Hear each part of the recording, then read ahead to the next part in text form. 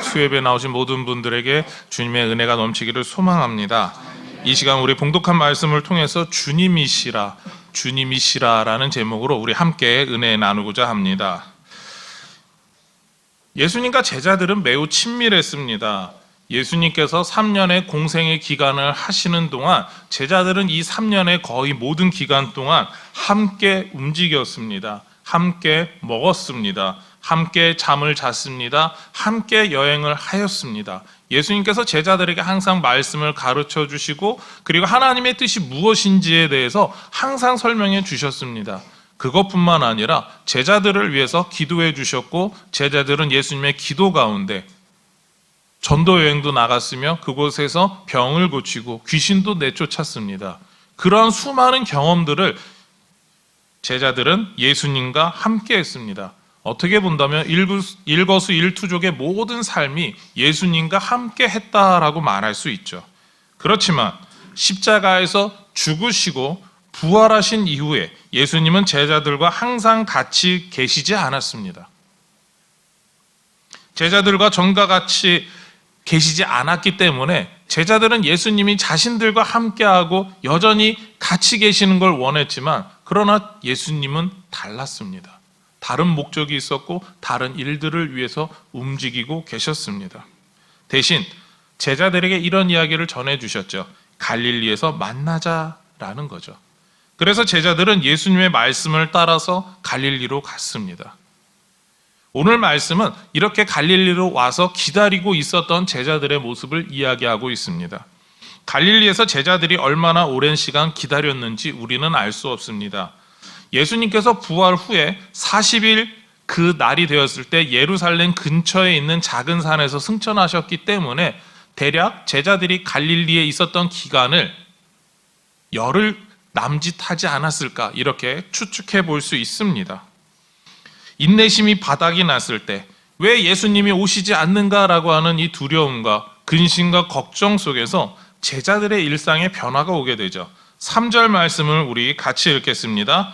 시몬 베드로가 나는 물고기 잡으러 가노라 하니 그들이 우리도 함께 가겠다 하고 나가서 배에 올랐으나 그날 밤에 아무것도 잡지 못하였더니 맏형인 우리 형이라고 부를 수 있는 베드로가 가장 먼저 말을 꺼냈습니다. 야, 우리 물고기 잡으러 가자.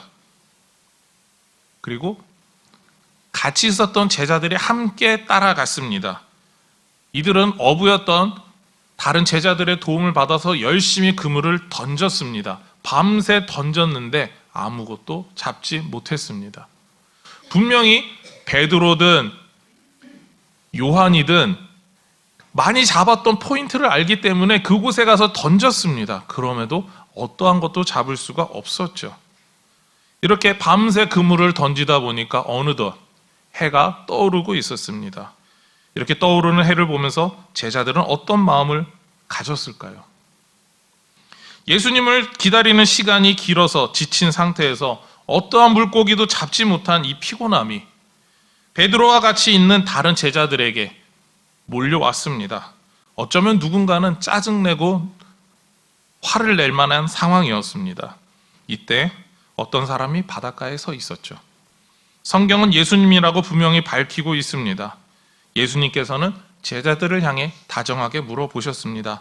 좋은 아침이다 얘들아. 물고기는 많이 잡았니?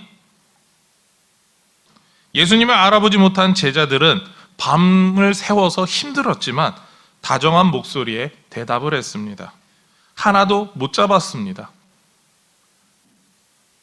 제자들은 예수님이신 줄 모르고 하는 대답입니다. 단지 다정하게 누군가 저 멀리서 물어보고 있으니까 대략 100m쯤 되는 약 90m 정도 되는 곳에서 누군가가 물어보니까 그냥 의뢰하는 인사겠거니라고 하면서 대답하고 있었을 뿐이죠. 그러자 예수님은 제자들에게 이렇게 말씀하셨습니다. 우리 6절 말씀 같이 읽겠습니다. 이르시되 그물을 배 오른편에 던지라 그리하면 잡으리라 하시니 이에 던졌더니 물고기가 많아 그물을 들 수 없더라. 아멘. 제자들의 상식에 이 시간은 물고기를 많이 잡을 수 없는 시간입니다. 아니 아예 못 잡는다라고 해야 되는 시간입니다. 그런데 물고기가 많이 잡혔습니다. 그리고 제자들은 언젠가 이 비슷한 일을 우리 경험하지 않았나? 라는 생각이 문득 들었습니다. 이때 예수님께서 사랑하시는 그 제자 요한이 외쳤습니다. 아니, 외쳤다라기보다 베드로에게 이야기했죠. 형, 주님이세요. 주님이시라 라고 이야기를 하게 되었습니다. 이 말을 들은 수제자이며 다른 제자들을 밤새 고생하게 한 베드로는 벗었던 겉옷을 입고 그리고 바다에 뛰어들었습니다. 바닷가까지 90m가 떨어져 있었지만 베드로는 이 거리를 마다하지 않고 수영했습니다. 다른 제자들은 열심히 그 그물을 끌고 배를 저어서 조금씩 바닷가로 다가오고 있었습니다. 베드로는 먼저 예수님 앞에 왔습니다. 그러나 베드로는 어떠한 이야기도 하지 못하고 예수님 앞에 그저 서 있을 뿐이었습니다. 배가 바닷가에 도착하자 예수님께서 지금 잡은 생선주 몇 마리 좀 가지고 오겠니? 라고 하셨습니다.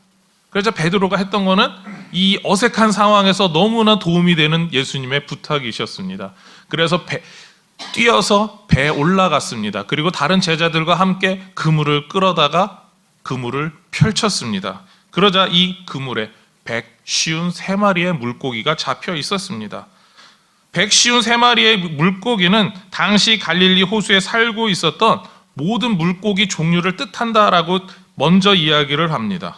그리고 모든 물고기다라고 하는 것은 바로 모든 자기들이 잡을 수 있는 최고의 능력으로, 아니 누군가 도와주지 않으면 할 수 없는 최고의 결과를 냈다라고 하는 또한 상징이기도 합니다.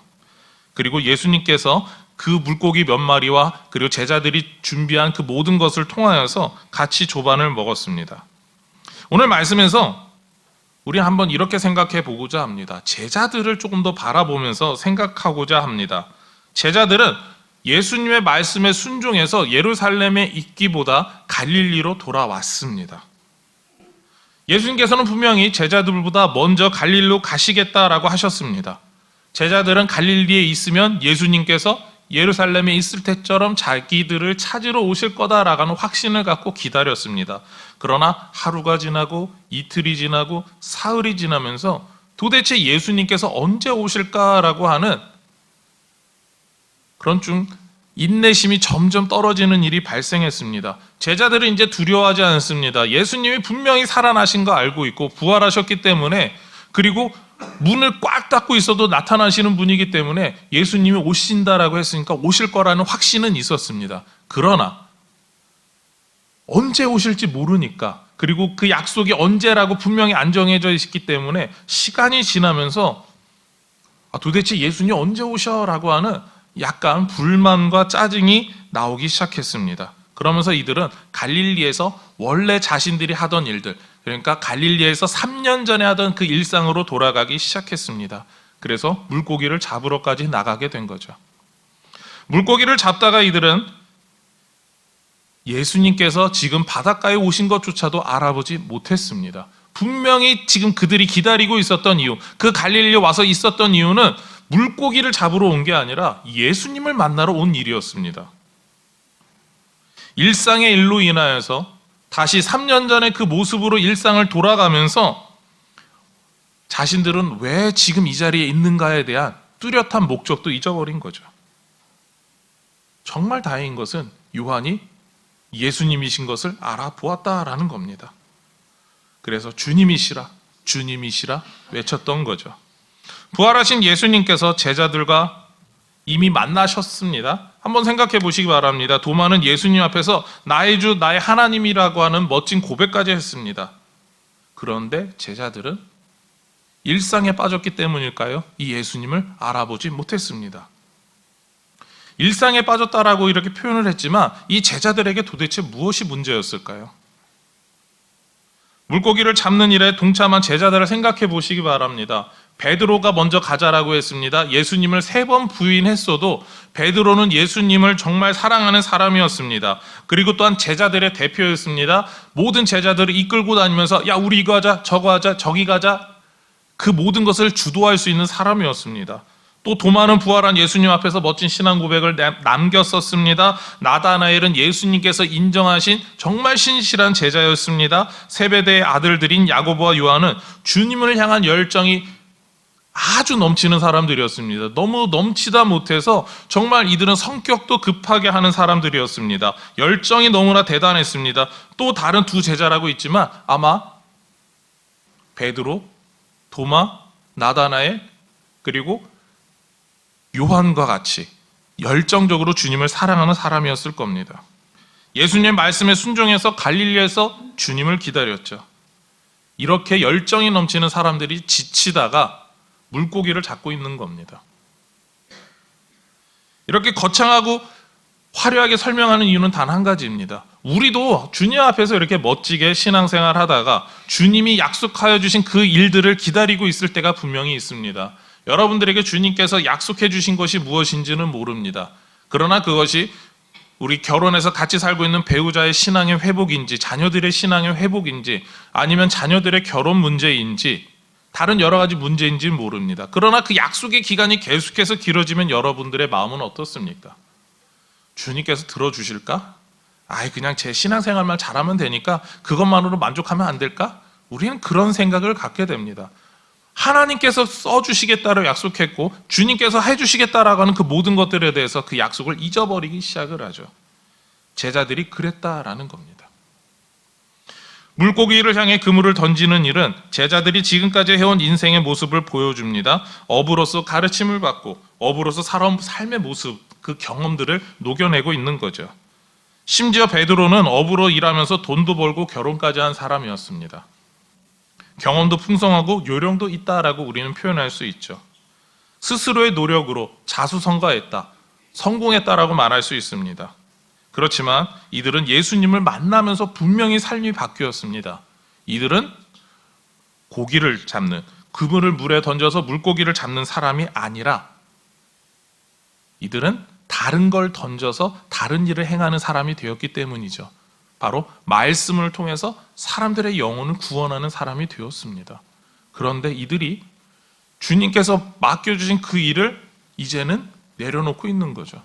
만약에 베드로와 다른 제자들이 그물을 던지러 간 게 아니라 주님께서 부활하셨다라는 증인이 되어서 갈릴리에서 복음을 전했다면 어땠을까요?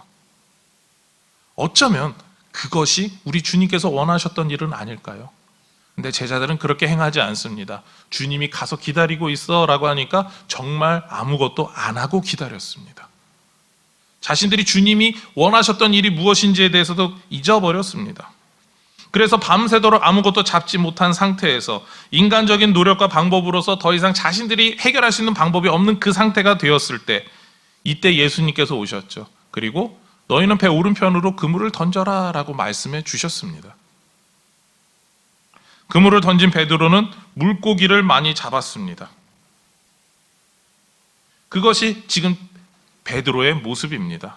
그런데 베드로를 처음 부를 때 주님의 모습은 어떠했습니까?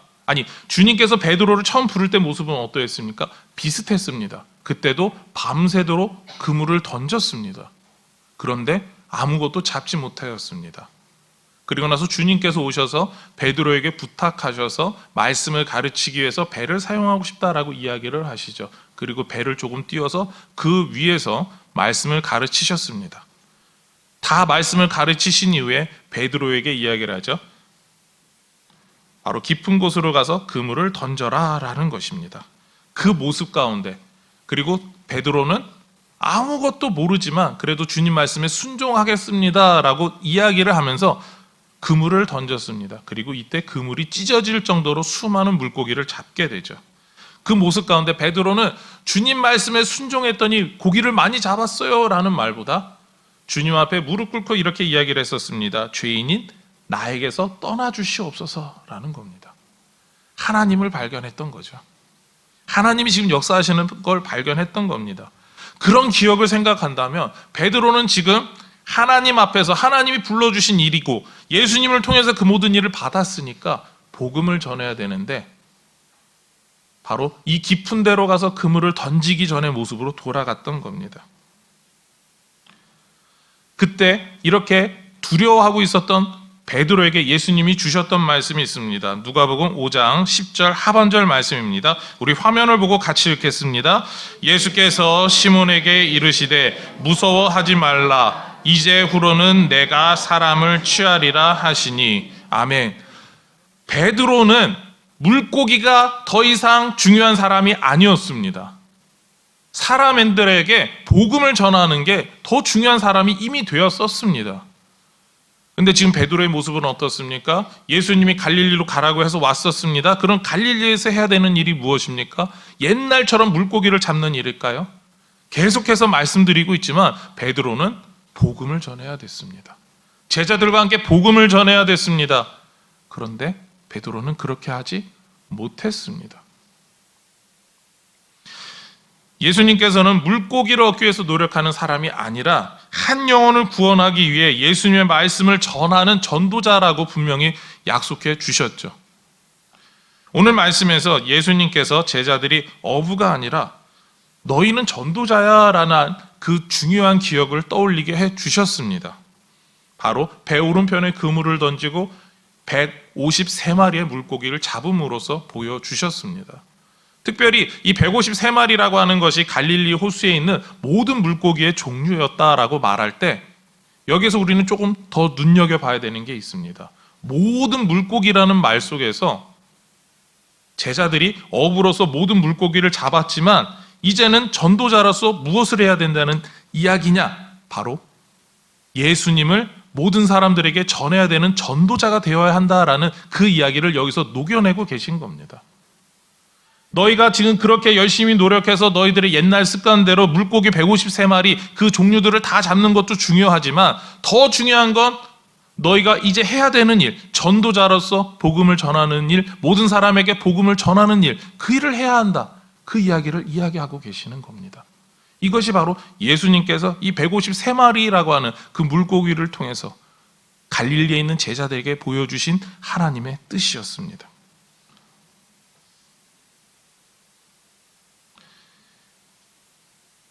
우리에게도 이 거룩한 사명을 주셨습니다. 우리가 우리 일상을 살아가는 일에 참 바쁠 수가 있습니다. 오늘 아침서부터 사람들을 만나고 출근하고 또한 집에 조금 일찍 가신 분들은 집에서 좀 청소 좀 해놓고 그리고 나서 예배에 오셨을 겁니다. 우린 그 모든 과정들 속에서 정말 중요한 거 하나를 놓치고 있었다라는 거죠. 일상의 삶을 사는 거 중요하지만 더 중요한 거 우리가 갖고 있는 이 복음을 예수 그리스도의 그 피 묻은 복음을 전하고 있느냐라는 겁니다. 우리는 일상이라고 하는 바쁜 삶 속에서 가장 중요한 일, 주님께서 우리를 성도로 불러주시고 하나님의 자녀라고 불러주셨는데 그 부르심에 맞게 살고 있느냐라는 거죠. 우리는 복음을 전하는 이 사명을 잘 알고 있습니다. 오늘 수요 전도대가 노방 전도를 나갔었습니다. 툭 터놓고 이야기하면 노방 전도가 옛날만큼 전도가 잘 되지는 않습니다. 그런데 노방 전도 너무 중요합니다. 왜냐하면 전도하시는 분들이 한 영혼을 향해서 그 영혼들을 사랑하면서 누군가를 만나고 만날 때마다 정말 이 건빵을 주고 물티슈를 주는데 정말 변화되지 않는 그분들을 보면서 솔직히 그분들을 향해서 저주하겠습니까? 아유 그냥 지옥 가든지 말든지 이러면서 주겠습니까? 아닙니다. 이 정말 저 아저씨가 저 아줌마가 변화되어서 우리 교회에 와야 되는데 예수님 믿어야 되는데 그런 마음으로 주시지 않겠습니까? 그 마음이 영혼을 사랑하는 마음입니다. 그 마음을 갖게 하는 게 가장 직접적인 게 바로 노방전도입니다. 그렇기 때문에 노방전도 나오시는 분들 나오시면서 답답함이 분명히 있을 겁니다. 그것이 무엇이냐? 그것이 바로 영혼 구원하고자 하는 열정입니다. 우리는 항상 그 답답한 마음 가운데 전도하고 있습니다. 그러면서 주님께서 그 마음이 식지 않게 하여 주시고 우리 주변의 다른 사람들에게라도 복음을 증거하게 하시죠. 우리는 그 열정을 날마다 감당해야 합니다. 그런데 이렇게 노방전도의 일을 하고 있는데 우리가 변함없이 이 전도의 일을 끝까지 감당할 수 있을까요? 나이가 드셨기 때문에 몸이 안 좋기 때문에 우리는 조금씩 전도의 일을 가끔 빠지거나 게을러질 수 있습니다. 또한 오늘 말씀에 나온 제자들을 보면서 항상 복음 전하는 일에 구원하는 일에 우리가 최선을 다할 수 없다는 걸 깨닫게 됩니다. 예수님께서 갈릴리에서 직접 보자라고 하면서 제자들을 보내셨지만 이들의 마음은 변했습니다. 마태복음 28장 18절 말씀을 다시 한번 보겠습니다. 이에 예수께서 이르시되 무서워하지 말라. 가서 내 형제들에게 갈릴리로 가라 하라. 거기서 나를 보리라 하시니라. 아멘. 예수님께서 마리아에게 이야기를 하시죠. 가서 제자들에게 갈릴리에서 나를 보자라고 전해달라라고 이야기하셨을 때 제자들은 기쁘게 갔습니다. 그러나 예수님을 만나지 못하고 그리고 또한 그들이 무엇을 증거해야 되는지를 잊어버렸을 때 놓쳤다라는 겁니다. 우리도 복음 전하는 일을 해야 합니다. 그렇지만 전도의 열매가 없이 시간이 오래될수록 누군가의 삶이 변화되지 않는 모습 가운데 우리는 전도하는 일에서 떠나려고 합니다. 포기하려고 하죠. 혹은 누군가가 저 사람에게 더 전도하지 못하겠어 라고 하는 결론을 내립니다. 제가 다른 교회에 있을 때 한 권사님이 이런 이야기를 하셨습니다. 본인이 7년 동안 계속해서 전도했던 분이 있답니다. 7년 동안 매년 선물을 갖다 주고 전도 축제 때마다 갖다 줬는데 조금도 교회 오지 않더라는 겁니다. 얼마나 마음이 답답했을까요? 그래서 내가 너를 위해서 이제 더 기도 안 하겠어 라고 하고 어느 날 그래서 더 이상 찾아가지도 않았답니다. 한 1년 정도 있다가 그 사람을 다시 만났답니다. 그런데 그분에게서 낯선 모습을 보았다고 이야기를 하죠. 바로 성경책에 들려 있었습니다.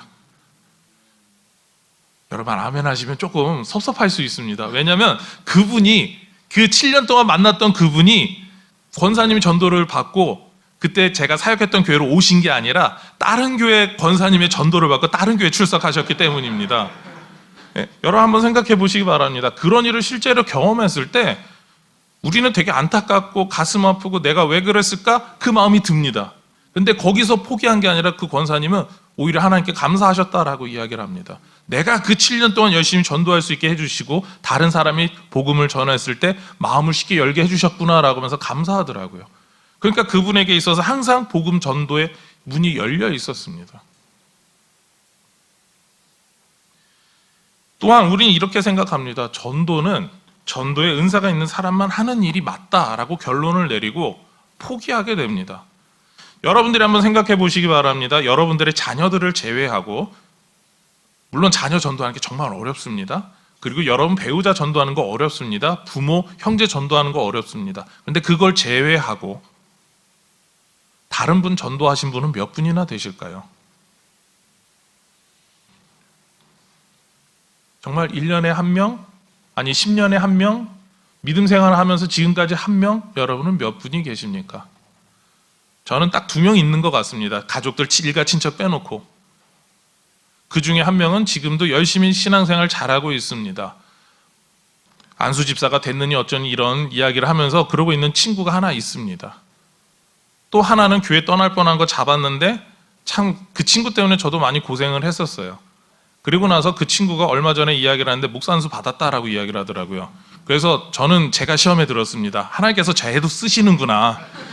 네, 저는 제가 오히려 시험에 들었습니다. 기뻐해야 되는데 제가 좀 마음이 너무 옹졸했던 것 같아요. 그때를 생각하면. 여러분은 어떻습니까? 여러분 전도하신 분들은 어떻습니까?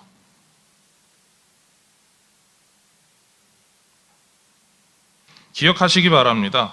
예수님께서는요, 저와 여러분을 사람을 낚는 업으로 부르셨습니다. 그래서 자주 이야기하게 되죠. 전도자가 되어라, 복음을 전하라. 그것이 주님이 우리를 부르신 목적이고 방법입니다. 지금 당장 결과가 없어도 주님의 말씀에 순종해서 복음을 전하시기를 소망합니다. 우리는 신앙생활을 하면서 종종 내 힘으로 살아가려고 할 때가 있습니다. 왜냐하면 오늘 말씀을 봐도 제자들이 그러하지 않습니까? 갈릴리에 가서 기다리라고 했는데 제자들은 내 힘으로 그곳에서 기다리고 있었습니다. 하나님이 주신 방법, 하나님이 주신 뜻이 아니라 내 힘과 내 방법이었습니다. 내 판단과 내 경험이었습니다. 주님의 때가 될 때까지 기다려야 되는데 주님이 오실 때까지 얌전히 있고 오히려 그곳에서 기도하면서 기다리고 있어야 되는데 제자들은 그렇게 하지 못했습니다. 당장에 지금 먹고 사는 문제라든가 그런 결과물들만 원하고 있었습니다. 아니, 반복적으로 기다리고 있는 그 모든 일들이 너무나 지루했습니다. 그렇기 때문에 그들은 고기를 잡으러 갔습니다. 그렇게 내 힘과 내 방법으로 살아갈 때 하나님께서 주시는 행복이 우리 가운데 있던가요? 우리가 하나님께 감사할 것이 있었던가요? 가끔은 있을 수 있습니다. 그러나 모든 일이 다 감사하지는 않았습니다.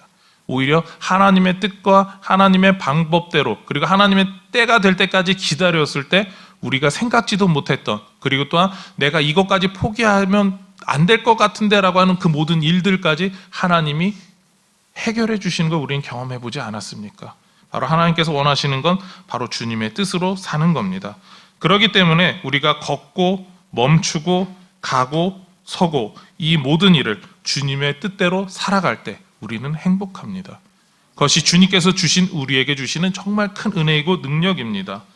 세상에 더 많은 사람들보다 많은 일을 하지 못할 수 있습니다. 그럼에도 불구하고 우리는 하나님 앞에서 당당히 말할 수 있습니다. 주님 때문에 나는 행복합니다 라는 거죠. 주님의 뜻대로 살아갈 때 우리는 주님께서 원하시는 전도자로서 복음을 전하면서 살아갈 수 있습니다.